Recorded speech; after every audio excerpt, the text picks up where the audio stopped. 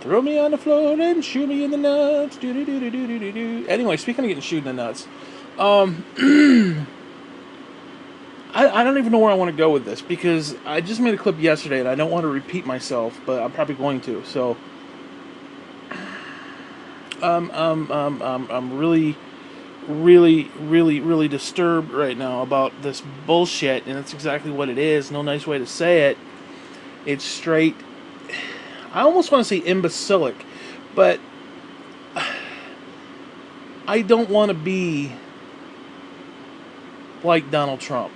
Okay. I don't want to be, oh, you're just an idiot because you don't get it. Or you're stupid. I've done that, and I'm wrong. I shouldn't have done that. I'm justified in doing it because I'm an asshole, but whatever. But, whatever. Anyways, I I want to get this out because I don't want to forget it. Something was bugging me about these tent cities, these basically internment camps that they're doing for the immigrants that are trying to come into our country.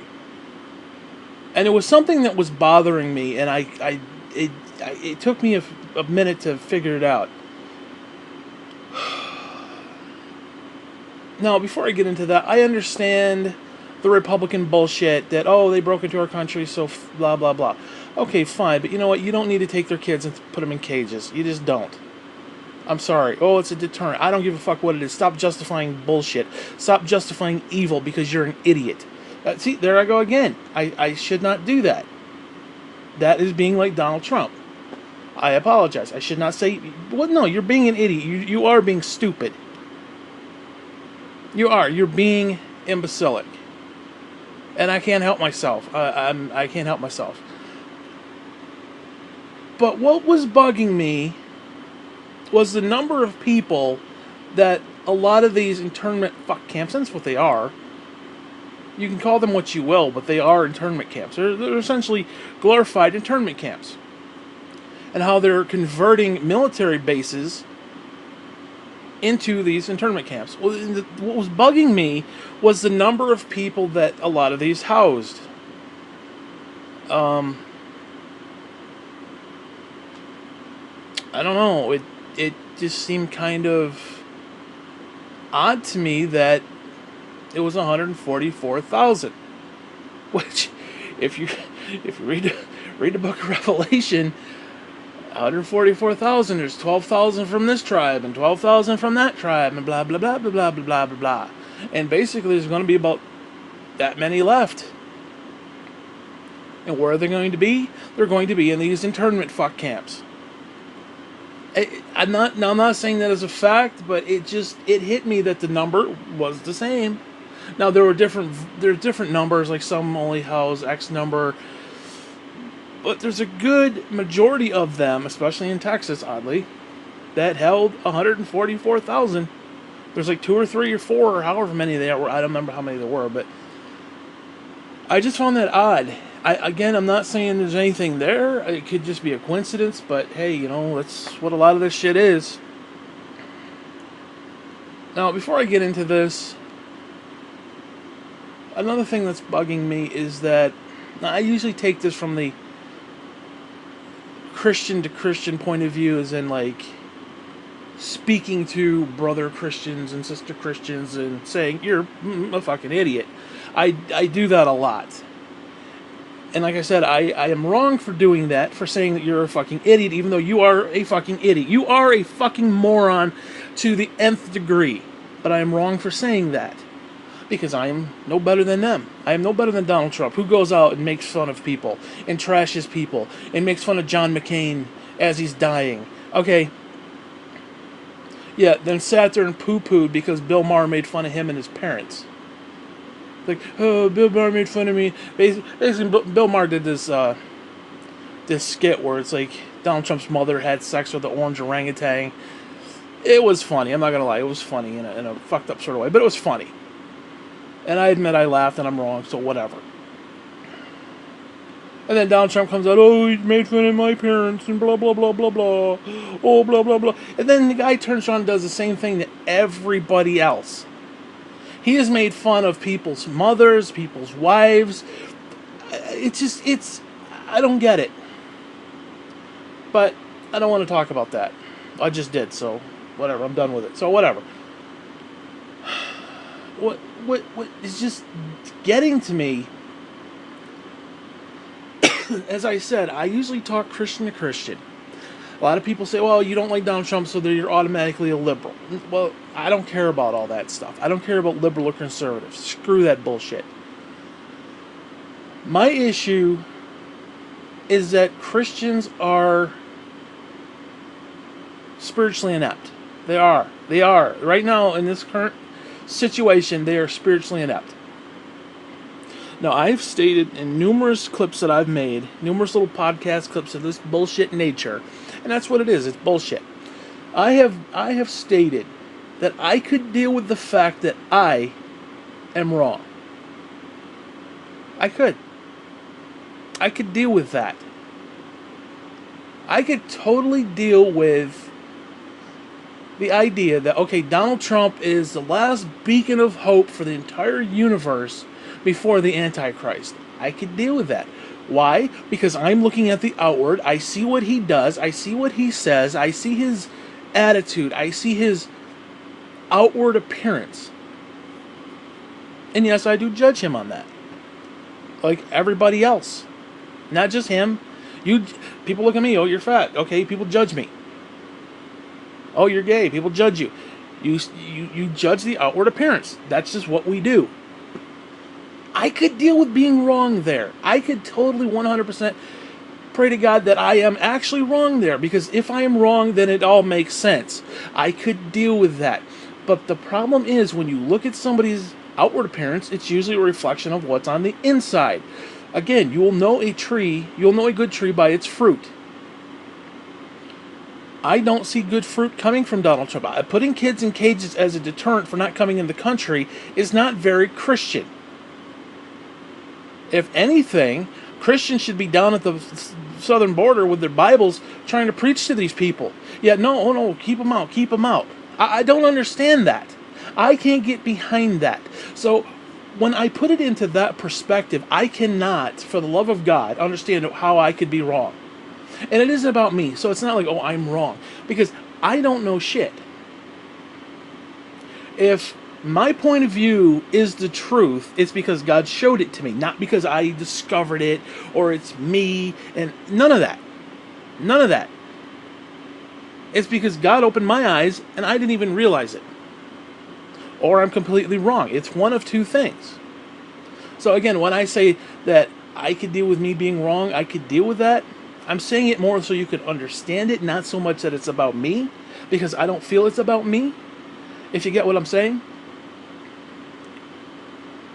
And what bothers me, and this has bothered me for quite a while now, is that you have these well-intended Christians. And there's this one guy that I was watching this YouTube channel, and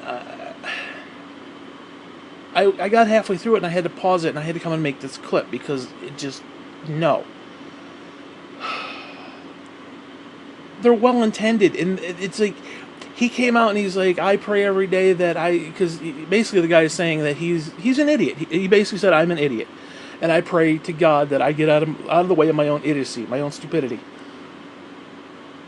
And I believe him to be sincere when he says that. But yet, then he still jumps on the Donald Trump bandwagon. So when I see that, I see him saying, okay, I am praying to God that I will get out of the way of my own stupidity, and God has enlightened me in this direction, which is a complete 180 from the direction that I am in. And it puts me at odds with reality, because this guy is praying active. This right here, what I'm doing, this clip, this verbal whatever, this is the closest thing to actual prayer, quote unquote, that I do to God. Like, I'm basically speaking to three different people. I'm speaking to God, I'm speaking to one particular friend, I'm speaking to anybody who might listen to this, because I'm going to post it on YouTube. So I'm technically speaking to three different people when I do these clips. So this is the closest thing to prayer that I do. I don't sit there with my little hands folded, you know. I don't do all that stuff. I don't. I don't like, oh, praise Jesus, blah blah blah, amen. I just don't do that. I do this type of stuff where it's like I'm talking normal. Like, okay, if God is real, then I'm talking to him as real. Not just this, like, I gotta plug it in and be like, blah blah blah, amen. Okay, I don't like that. I don't like that. Now, I suppose on some level you should focus the energy, focus the verbal communication to God, but this is more open to whatever's listening. NSA, angels, demons, people on YouTube, whatever. I don't know. Maybe I'm wrong there. I don't know. But again, I don't pray every day. Not in the traditional sense. I don't read my Bible every day. In fact, I can't remember. No, I shouldn't say that. I just read about the 144,000 from Revelation 7. So it's not like I don't read my Bible, but I'm not sitting there with it open, cracked open with a little candle, and like I'm hunched over the desk looking, reading it, and highlighting everything. I'm not doing that. I'm not doing that. Like, I haven't physically touched a physical Bible in probably 10 years. Now, granted, you can get it online, whatever, but... So, again, I don't feel that I am active in my Christian faith as I should be, and I'm wrong on that. I totally admit that. I'd rather be playing video games with my friends online than actually reading the Bible, and I admit that. I totally admit that. So when I look at this situation, I see people legitimately praying, and they're going off in the Donald Trump direction. The wide path, the non-straight and narrow. They're going off in the wide path that 80% of evangelicals are flocking toward. Okay. And here I am kind of stumbling off in this little narrow path, like, what the fuck? So again, when I see the situation, and I see the fact that I am not a good Christian, in that sense. I'm not a good Christian. Now, I don't know how you define good Christian, but, like, I'm not active, if that makes sense. I don't feel that I'm active. Although I am technically active, like, if this is me talking to God, or anybody who might be listening, then okay, I'm being active with what I'm doing. And I just don't feel like this is enough. Like, in other words, I see what the ideal Christian is. You got your little suit on, you got your little tie on, you got your little special haircut, and you're sitting there in a corner. Okay, you're doing all your bullshit. You're doing all your outwardly bullshit. Where I don't do any of that. So again, I see these people, and they're well-meaning Christians. And they're doing this stuff, but they just love Donald Trump. And I don't see it. I cannot see that. I cannot say, I can't go that route. I cannot mentally bring myself to say, okay, so one of two things has to happen. Either God has to open their eyes, or God has to legitimately open my eyes, because I cannot see the good in that man. Donald Trump. I cannot see the good in him. There is far too much Antichrist behavior in this guy than anything else. Now, you got this particular guy that I was talking about on YouTube. You got Jim Baker. You got a lot of these freaking people. And they are caught up in their Republican bullshit. And I talked about this in the last clip. This Republican cult Americana bullshit that we see Christians... this was actually kind of cool. Actually, you know what? Now that I think about it, I actually do more Bible stuff than I realize. Like, there's this other guy who he believes the way I do about Donald Trump and end days and Antichrist and bullshit. So I watch his stuff too, and it's like, I don't really take that into consideration as, like, fellowshipping and just being open and wanting to be with God per se, even though I do all these things. Now, I mean, again, now that I'm thinking about it, but, like, in my mind, in my heart, I don't feel like I'm actively seeking God. It's just like, oh, it's a YouTube channel, and yeah, I'll just click that and eat my lunch while I listen to this guy. Well, anyways, he was talking about whatever the hell his name is. All I could hear was little Timmy from South Park. Timmy. Okay, that's all I could hear, but whatever.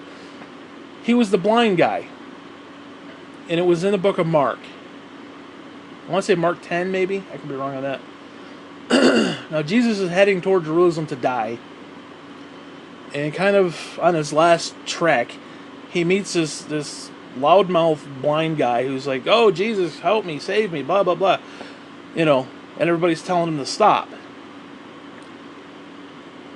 And when Jesus acknowledges him, he says, come here. And the guy literally threw off his clothes, or well, I don't know if he ripped off all his clothes, but like he ripped off his garment, like he ripped off his coat or something, and just tore it off and just ran to Jesus. In other words, he threw off all his bullshit. He threw off all his worldly bullshit to go and be with Jesus.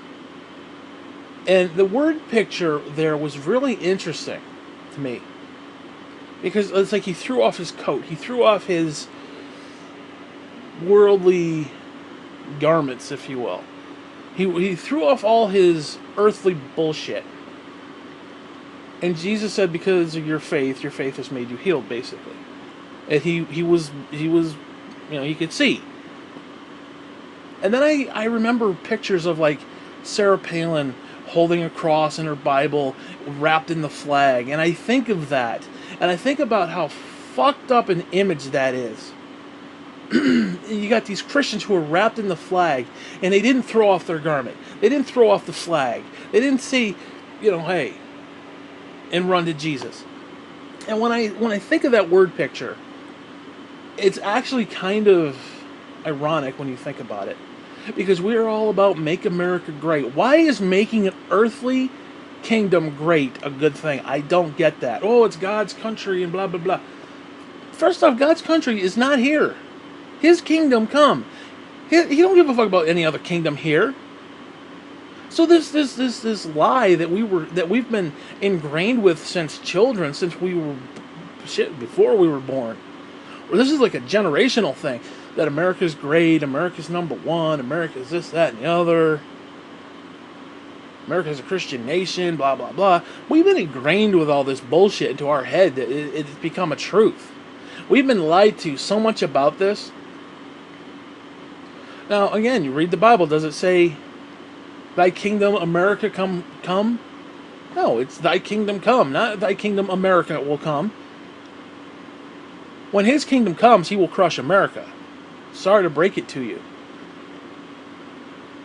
Every knee shall bow. Every nation shall weep. I mean, it's going to happen.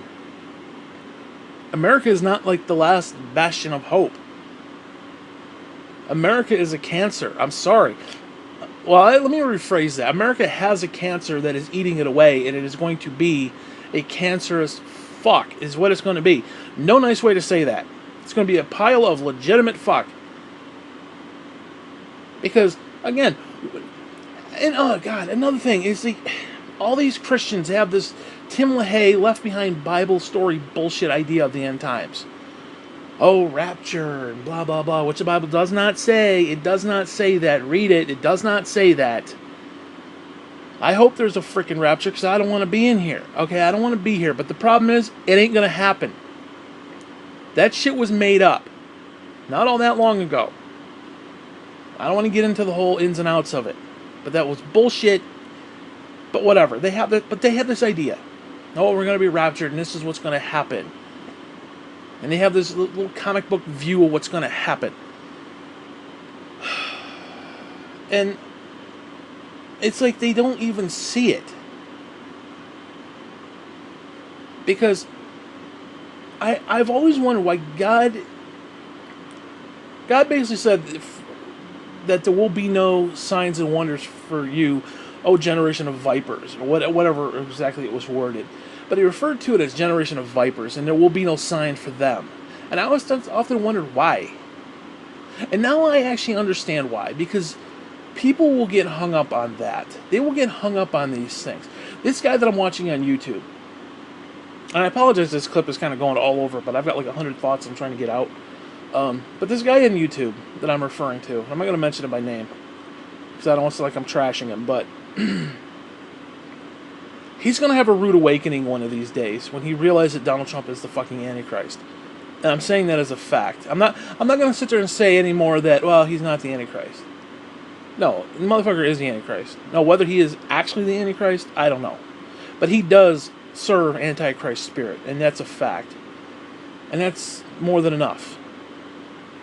Because a lot of people, he says Christian things and does Christian things and blah, blah, blah. Yeah, he can say, as the Bible said, he can speak wonderful things that tickle Christians' ears. That don't mean jack shit. Again, you will know a tree by its fruit. Even Satan can quote scripture, but I don't want to get into that. Anyways, kind of losing my train of thought here. Anyways, so this guy on YouTube, he is so caught up in prophecy being fulfilled, aka signs and wonders in the heavens and bullshit, that he's missing the freaking point. He's got this latest video where he's roaming Israel looking for these stupid temple coins. Now, this temple coin has a picture of Cyrus and a picture of Trump, and on the back is the actual temple. And these are going to be temple coins that are going to be minted, that to get in the temple, you know, you're going to need one of these things, potentially. And I'm going to think about this. You have Donald Trump on a fucking coin in Israel. Do you have Jesus on a coin? No. You have Donald Trump on a coin. And on the back is the temple. Do you hear the words? Are the words computing? Donald Trump on a coin, and on the back of said coin, the other side of the same coin, is the fucking temple. And yet this guy is like, prophecy. He's like beating his chest talking about prophecy. Because in his mind, and all these other idiot Christians, and I say that again, they have this belief that Donald Trump is the last beacon of wonderful hope sent from God before the end of the days. In other words, it's all coming to pass, and then the Antichrist will come. That's not how the Bible refers to it as. That's not how the Bible talks about the Antichrist. Ever. He isn't just going to come on the scene. I mean, could you imagine?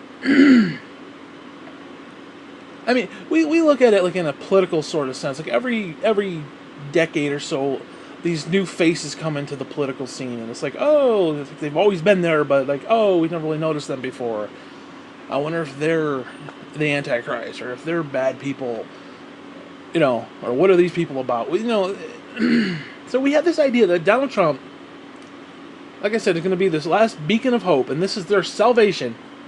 Notice it isn't Jesus. Notice Jesus isn't on a coin.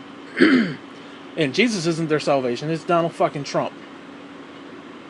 You know, the guy that has gold toilets in his freaking penthouse loft in New York. The guy that has freaking Apollo painted on his ceiling. You know, the sun god. Yeah, sure. This guy's Christian as fuck. Yeah. We'll jump on that one. I don't get it, man. But again, like I said, why are there no signs for this generation? Because they will get so caught up in the if, ands, or buts, and how did it happen, and blah, blah, blah. They'll get so caught up into that, they won't even understand what the thing was trying to show them in the first place. The fact that Donald Trump is on a coin, and on the backside is the temple, they are so caught up in this bullshit, in this prophetic bullshit, and that's what it is. I'm not saying it in a negative way, as far as, like, it's obviously used as a sign of wake up. But, no, here's the thing. Everybody, I remember the 80s talking, Pastor Gary Wallen. And he's a good man as far as I remember. I mean, he could be an atheist, you know, raping goats right now. I don't know what he's doing. I'm assuming he's still on the straight and narrow, and he's still a good man. But he was in the Assembly of God. You know, talking in tongues, blah, whatever the fuck that shit is. And I remember it was probably, I don't know, I almost want to say I want to say 84, 85, 87 maybe, somewhere in there. I was a kid, and I remember him saying about end times, and it could be here any moment, and the rapture could happen, and blah, blah, blah. Now, again, I was a kid. I was probably 8 years old, 8 to 11, somewhere in there. And even then, I knew, I felt in my heart, no, it can't happen today. Now, you gotta understand, the 80s were a weird time. We were still living with communism in Russia. We were still living with the threat of nuclear destruction in fucking Russia. And I remember when that regime fell in 92 or 91, somewhere in there. I remember the day. I remember the freaking day. I remember Mr. Reza coming in and talking about it. I remember he showed us on the map. This is Russia, and you know, it's communism's dead. I remember that day. Whatever. And I don't know. It's just, you gotta understand where the 80s were. And because one of the reasons I've always loved video games is because video games are the forefront of technology. They really are. Especially back in the day. Now, we still had Atari back then. And I think the NES had just come out. Which the NES was pretty powerful for its time. Now, granted, it's like 4 MB, which is like nothing. But, you know, hey, whatever. Or KB even, maybe. I don't even, whatever it was. But the reason I've always liked video games is that, like I said, it's the forefront. Now, granted, there's far more powerful things out there, but they're not in the hands of consumers. Video games are kind of the last step. So in other words, like, if you can get a powerful Xbox One or a powerful PS4 Pro or whatever, if you can get that into the hands of consumers at a reasonable price, then that means that technology is affordable. Now, yeah, you can have 3D printers that print whatever, but they're like $1 billion, gazillion dollars. You can't afford that shit. I can't afford that shit. But if the average person can afford it, the average 9-to-5 Joe can afford a $400 PS4 or a $500 Xbox One that has like 6 teraflops of memory inside the damn thing, that's pretty impressive. So, you know, it is what it is. And I remember sitting there thinking, I was in the front row, and I remember sitting there thinking, we're not there yet. And I was a kid, and I knew this is a fact. We were not there yet. Technology was not there. Now, I'm one of these people who always believe that the mark of the beast is going to be some sort of technology, whether it's a chip or something, but it's going to be it's basically going to be a seal. Because the Bible talks about sealing the saints. The saints are going to get sealed.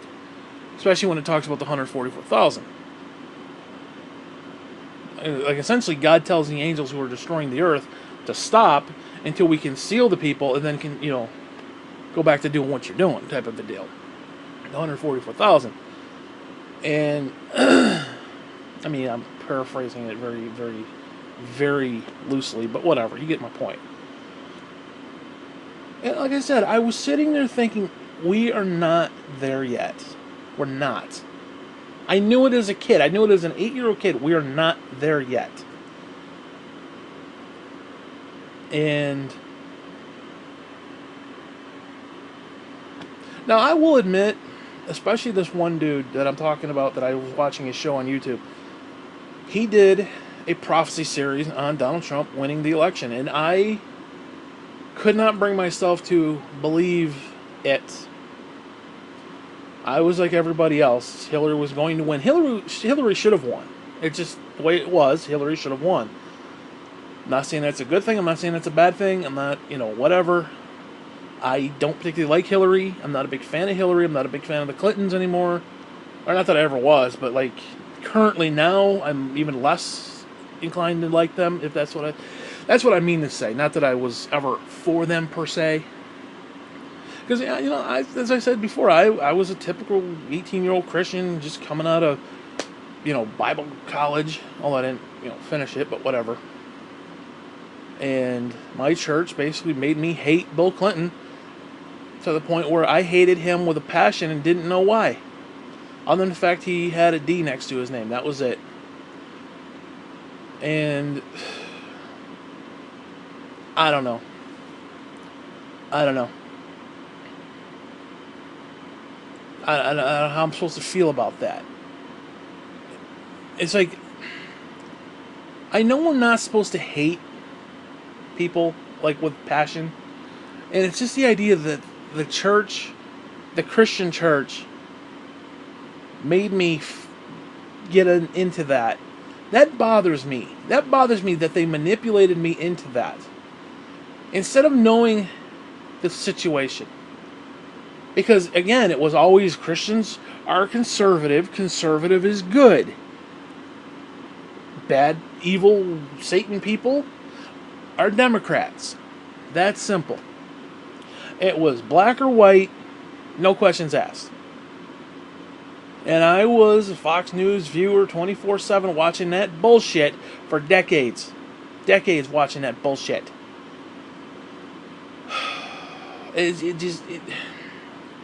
It just pissed me off. And then finally one day it's like it clicked. It clicked with me, and it was right around Mitt Romney, around 2012. And I think about all the time that I watched that show, watched Fox News, and it pisses me off that I was gullible. I was not thinking for myself. I was not saying, okay, is there some legitimacy to what the other side is saying? Because, again, it was all political. It was this side or that side. Choose one. Well, I'm sorry. That's not how you're supposed to do it. That's not how things are supposed to go. I can't just sit there and say, oh, I love all vegetables, and, hey, I don't particularly like green beans. Oh, well, you must be a liberal if you don't like green beans. It's like, are you fucking kidding me? Are you fucking kidding me? Honestly, I will eat broccoli. I will eat celery, as long as there's blue cheese on it. I will eat any of that shit. I'm just not a big fan of green beans. I'll eat them, but I'm not a big fan of them. Now, if you take that concept into a conservative discussion, well, I'm a conservative, but, I'm not really big on this, that, or the other. Well, you're just a liberal. You're being used by Satan. I mean, it's basically the equivalent. Saying because I don't like green beans, I am being used as Satan. That's the equivalent of it. And then watching them turn on Mitt Romney, because they turned on the guy. In fact, it was actually the opposite of that. They hated Mitt Romney. Fox News collectively hated Mitt Romney when he was running.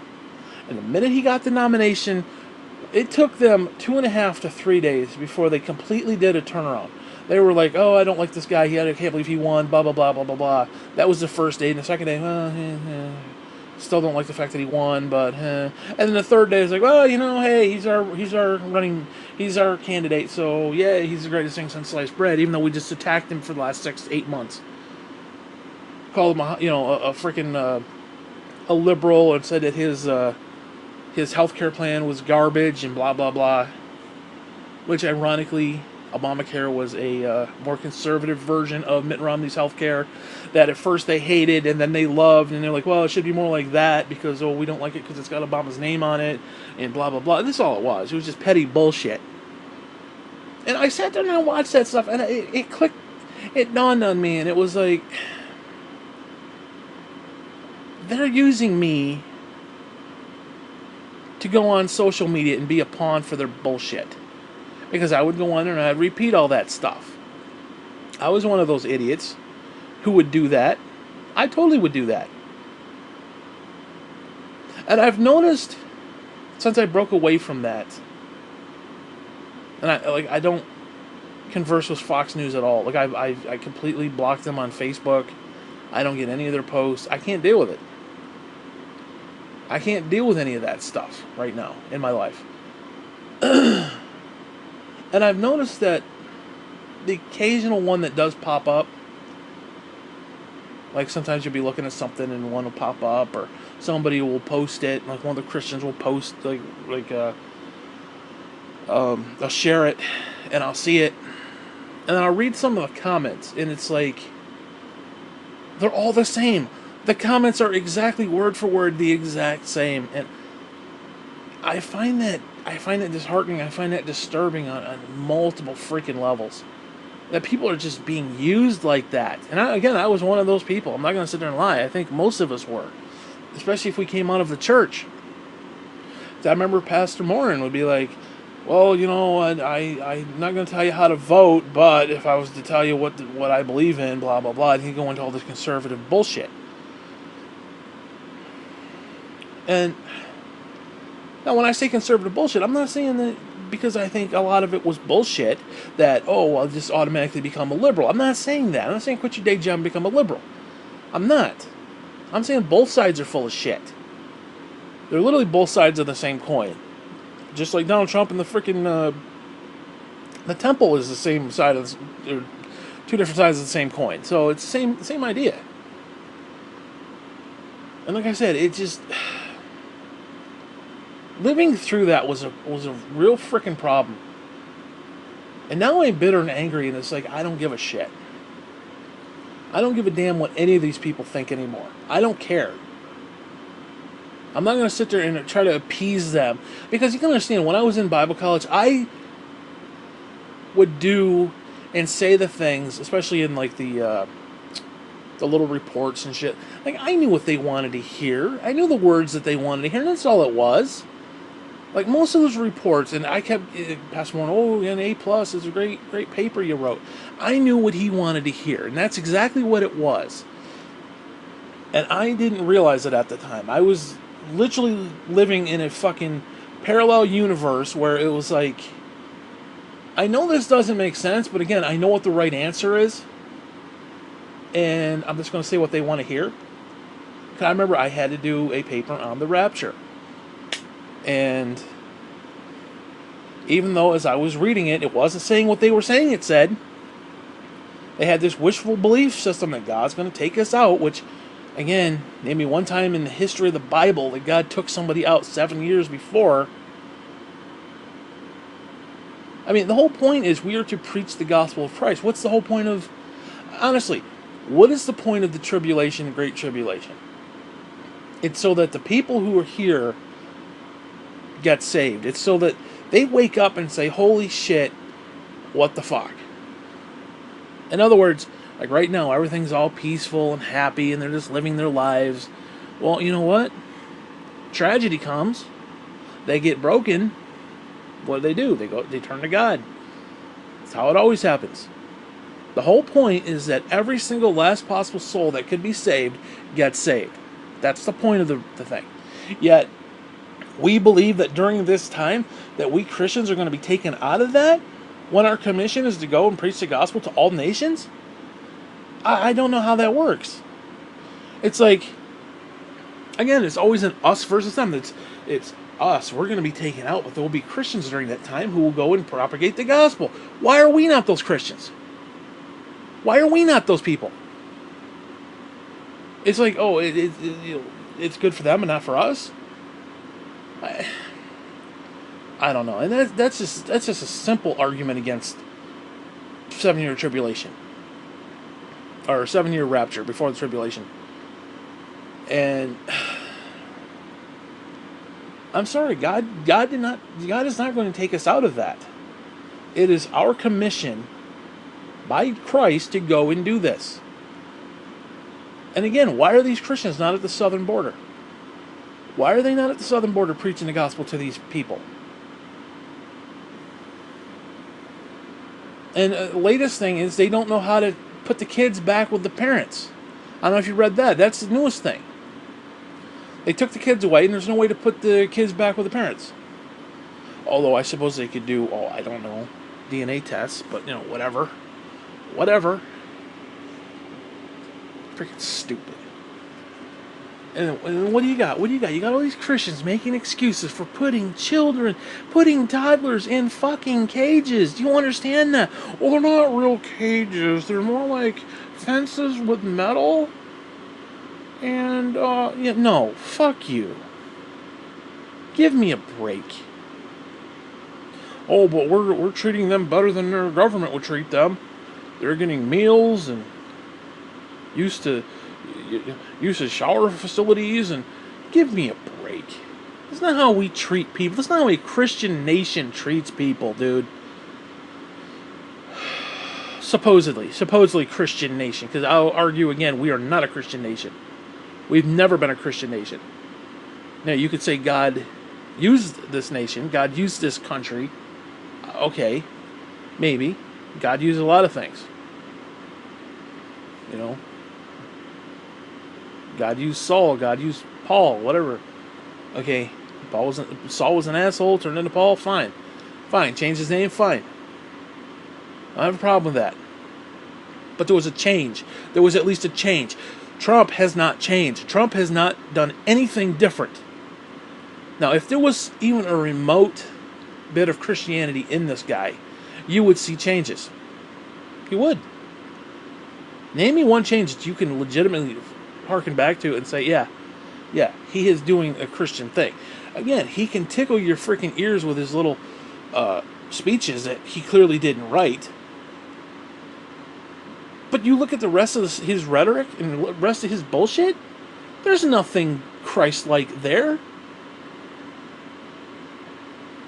And as I've said in numerous clips, again, I'll use myself as an example. Yeah, I say fuck a lot, but at least, hopefully, at the end of the day, if you can get past that, these types of clips here, you can find something Christ-like in them. Hopefully. I mean, that's my goal. That's what I hope. That's what I hope at the end of the day. Can you find anything Christ-like from Donald Trump? Putting kids in cages as a deterrent? Now, again, we have this idea that liberals... And again, I'm going to defend the liberals for a minute. Conservatives sit there and tell nothing but lie after lie after lie to the point they believe it. That, oh, all the liberals, all the Democrat liberals, all they want to do is just have 100% control of government from cradle to grave and blah, blah, blah. No, that is not the truth. That is not the case. They don't want 100% socialism like that. Like, oh, they want to do 100% taxation. Really? 100% taxation? That means you would have no money, dumbass. You could not do that. So to sit there and say that is just ignorant. But yeah, free healthcare,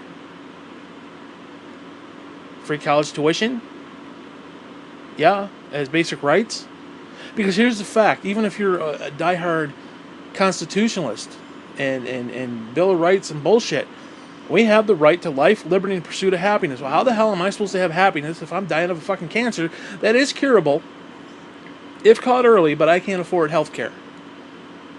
How am I supposed to have liberty if I'm dying of a freaking curable disease? How am I supposed to have pursuit of happiness when I got chemo shoved up my ass?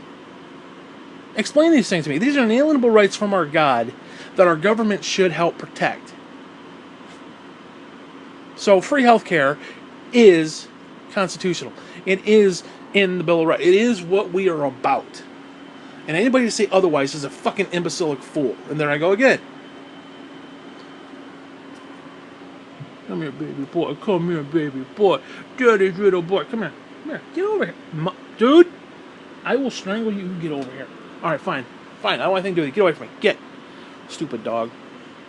You come up here and you give me a hug, and I go to hug you and you pull away. Swear to God. Anyways. So what else is there?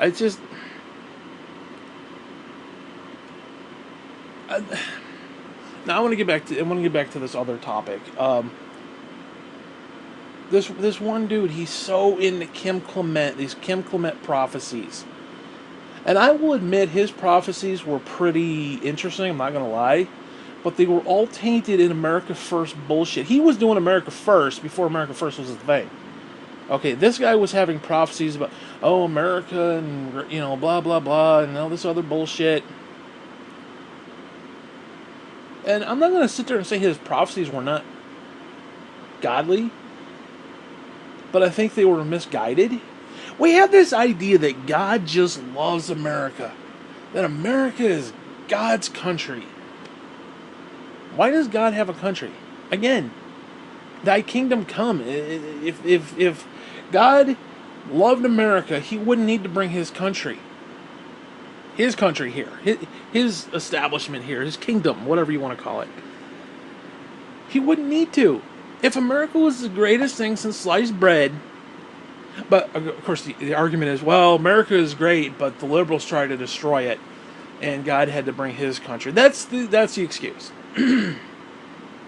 That somehow the liberals are more powerful than God. Because that's how stupid a lot of these Christian people are. They believe that.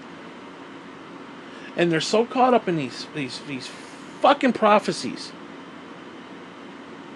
that they don't even realize that the reason the prophecies were there, maybe, was just for a stumbling block.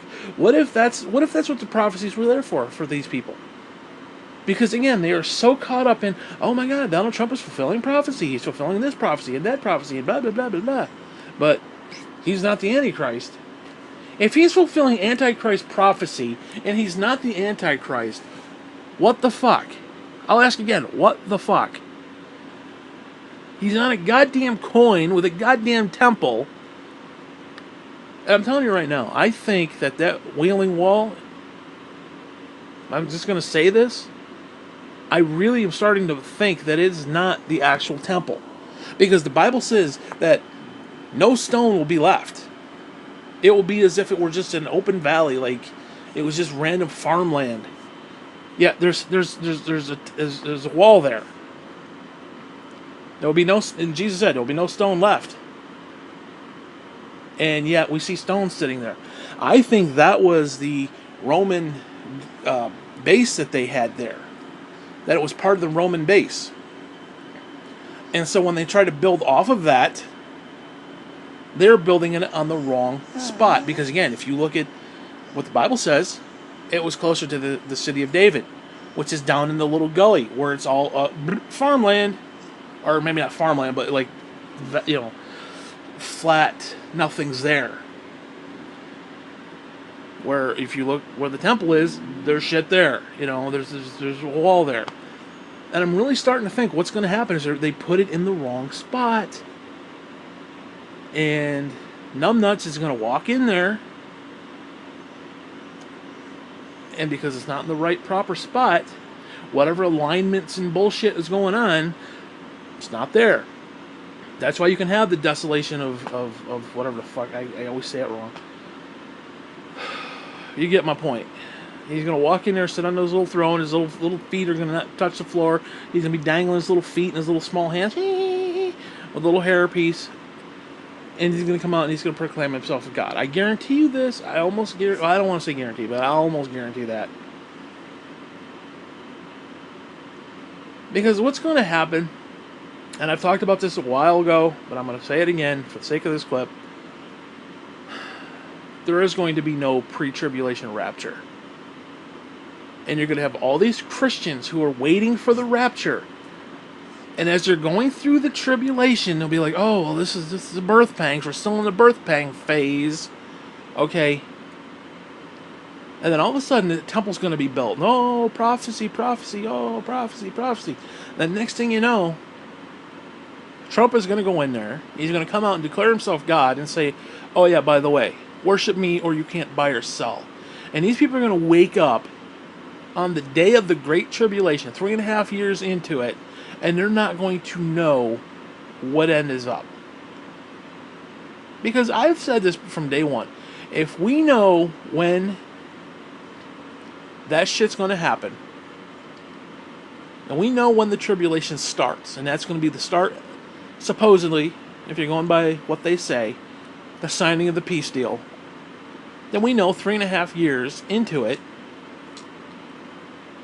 is going to be the Great Tribulation. Well, guess what? We can store up food and water for 3.5 years. We could. We could prepare ourselves for that. But imagine what happens when the temple is actually built. The Antichrist goes in, comes out and says, I am the Antichrist. You can't buy or sell anymore. and we're talking maybe within like a week and a half, maybe 2 weeks total, where it's total global domination. What happens then? What happens then if you're, these born again Christians who are, oh, prophecy and Donald Trump, last beacon of hope and blah blah blah, and he's the greatest thing since sliced bread, and he's going to save the universe. What happens when you realize that he is not going to save the universe? In fact, he's going to fuck us all. What happens to you then? Because that would be oddly fitting for a lot of these people. It just would be. You sit there and you claim this stuff that you supposedly believe in, but are too weak-minded to see that these prophecies are pointing to one guy. Again, the motherfucker's on a coin with the temple on the back of it. And Cyrus was the one who instituted the second temple. So because again, these coins, you have Cyrus's face in the back, you have Trump's overlaying his, as to say he's like better or like the newest version. And there's a temple on the back. So if one guy in the back has temple number 2, and the guy in the front, oh, he's just, God's beacon, and then there's a temple, the third temple on the back, are you kidding me? Are you seriously, legitimately kidding me? Yet I don't see Jesus on a coin over there in Israel. I mean, Israel's probably the most anti-Christ establishment there is yet. Oh, we gotta love Israel. Now, don't get me wrong, there's a difference between blessing Israel and just going along with their bullshit. Now, again, I've said this before. Imagine if Netanyahu wasn't in control. Imagine if a bunch of liberals were in control. Now, as a Christian, how are you supposed to react to that? Are you supposed to just go, oh, yeah, whatever, bless Israel? No. From your point of view, even if liberals got in, took control, then guess what? And guess what? You can bless Israel, but you don't have to go along with their political bullshit. All their political bullshit, somebody needs to, you can sit there and tell Israel, no, you cannot do this. You cannot extend your settlements into territory that is not yours. You cannot do that anymore. That's not going against Israel. Because we have this idea that Israel could just get a blank check for whatever the fuck it wants to do. Oh, it wants to attack Iran? Fine. Oh, it wants to just go into settlements? Fine. It wants to gas and shoot up a bunch of freaking people? Well, they're doing stuff on their side of the border. Well, guess what? Even if they are burning tires on their side of the border, it's their border. The idea that they had Israeli snipers shooting people from like 800 fucking miles away, or where the hell it was, 800 yards away. You got people 800 yards away from the freaking border. They're just there, and they're getting sniped. Kids were getting shot, for fuck's sake. Palestinian kids were getting shot. Just random people were getting shot. It's like, yeah, we don't even turn a blind eye to that. And don't get me wrong, I'm not saying the Palestinians, don't get me wrong, I'm not saying that the Palestinians in question at that day and that time were not guilty of something. I'm not saying they were, just, let them do whatever they want. I'm not saying that, but the problem is you can't say, well, because they're doing evil, we can do evil against them, and it somehow equals out. That's not how any of it works. That's how any of this shit works. I'm sorry. It's a fact. Somebody does evil to you, you turn the other cheek. That's what Jesus said. You pray for them. You love them in spite of the anger they've given to you. And I admit, I don't do it. I definitely don't do it. So all these people who just want to pretend like they love Jesus, but, I mean, seriously, think about it. It's like you give Israel a blank check for anything, yet when Jesus says, don't do this, they're like, well, nah. I've never understood that. They're like, oh, when it comes to running the government, we can't just turn the other cheek. Sometimes we have to go to war and, defend the homeland. Dude, I'm sorry, the homeland is not in trouble. It's not. Not from Iran. Okay, yeah, maybe Iran could nuke Israel. Okay, so we want to stop that. Fine. But this idea that it's done for homeland security, no, it has nothing to do with homeland security. They can't get to us yet. No, I say yet. I don't want to be naive when I say this. I'm not saying just let them be. I'm not saying that either, but it's like, we just have this idea that we're doing all this stuff in the Middle East because it's going to keep us safe here. And all it's doing is creating more of a hornet's nest over there, constantly rallying these people up, riling them up to the point of frothing at the mouth at wanting to destroy us. And the more we do over there, the more we blow shit up over there, the more angry they get. And you know what? On some level, they are justified. Again, I've talked about this before. I mean, imagine if Mexico was the United States, or better yet, imagine if Mexico was the Israelis and we were the Palestinians, and they were pushing up on our border and just moving into Texas and moving into other country or other states.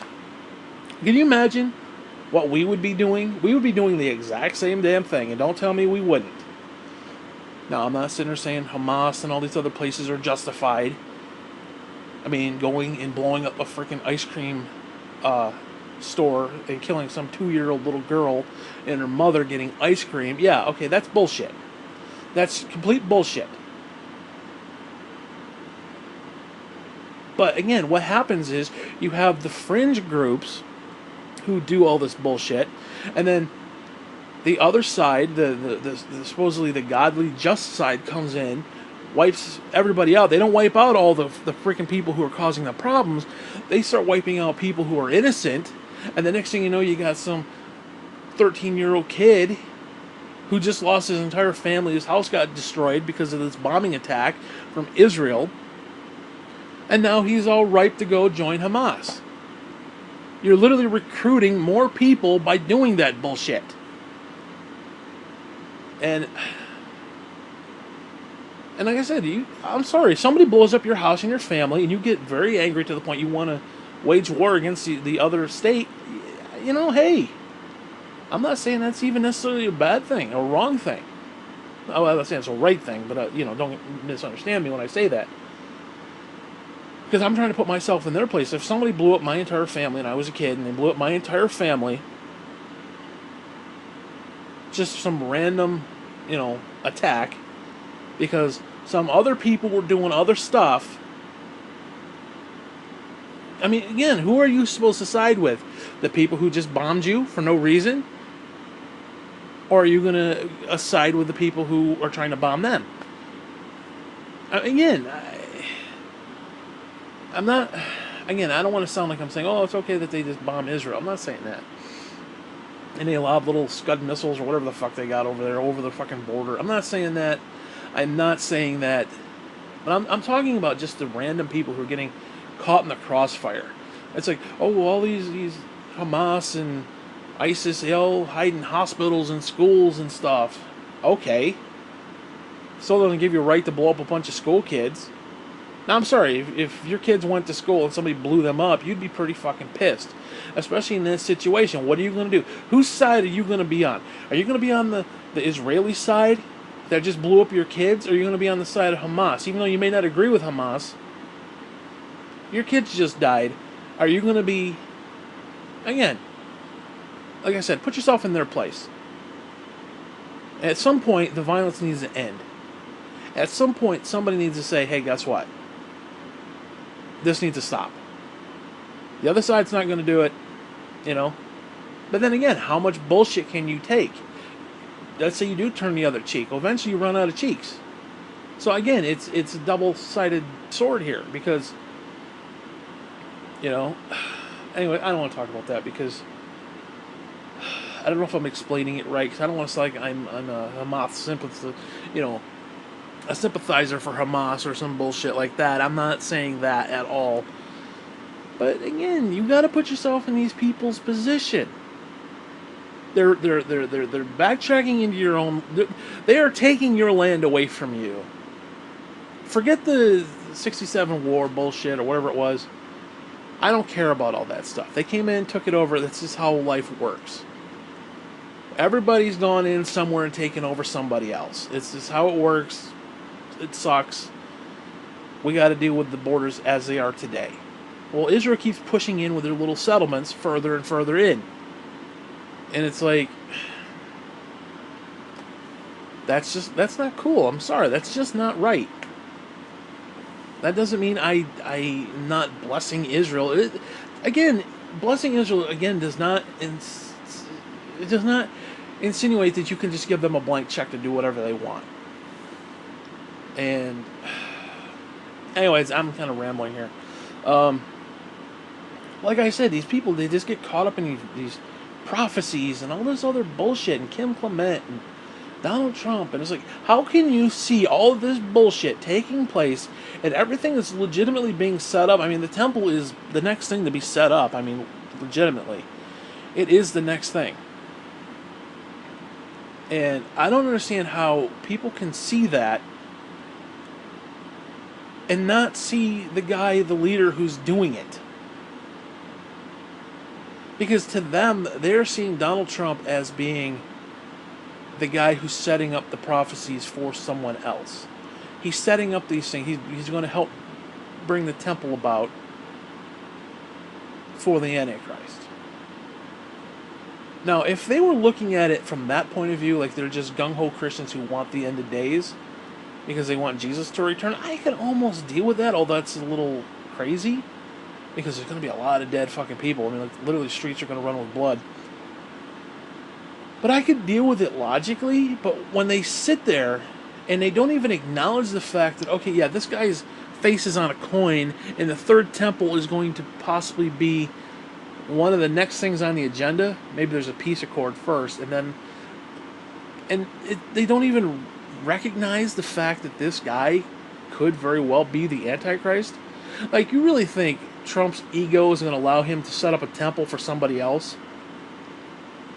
The guy basically lived in a freaking temple. I don't know if you saw his apartment.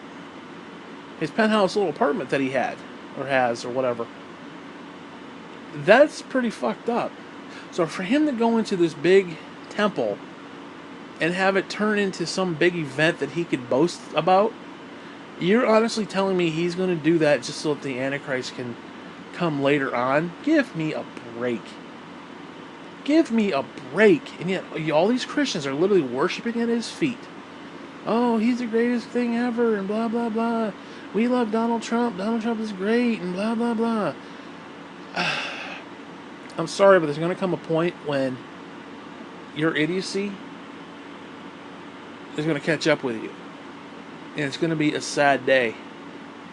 It really is going to be a legitimately sad freaking day. I don't know. Anyways, I'm kind of going off the rails here. I don't know where I'm headed with any of this. So I think I'm going to end it right here because I don't care anymore. I'll probably do another clip because it's stuff that keeps bugging me. So whatever. Now, again, I'm not saying, I want to point out, I'm not saying that I'm right.